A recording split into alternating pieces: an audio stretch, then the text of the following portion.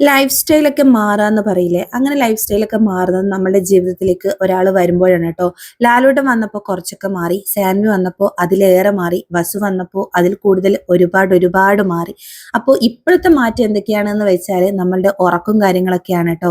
ചെറിയ കുട്ടികളുണ്ടാവുന്ന അമ്മമാർക്കൊക്കെ അറിയാലോ, ഈ കുട്ടി എണീക്കുന്നത് പോലെ ഇരിക്കും എൻ്റെ ആ ദിവസത്തെ രാത്രിയിലത്തെ ഉറക്ക്. ഇന്നിപ്പോൾ ഗോവിന്ദയാണ്, കാരണം വേറൊന്നുമല്ല, കുട്ടി എണീറ്റ് വന്നത് 11 മണിക്കാണ്. ഇന്നിപ്പോൾ ഇനി ഉറങ്ങാൻ പോകുന്നത് 4 മണിക്കാണ്. പിന്നെ രാത്രിയിലത്തെ കാര്യം ഞാൻ പറയണ്ടല്ലോ. അപ്പൊ ഞാൻ വേഗം ചായയൊക്കെ കൊടുത്തിട്ടുണ്ട്. ഇപ്പൊ പിന്നെ ഒറ്റയ്ക്കാണ് കേട്ടോ തീറ്റയൊക്കെ.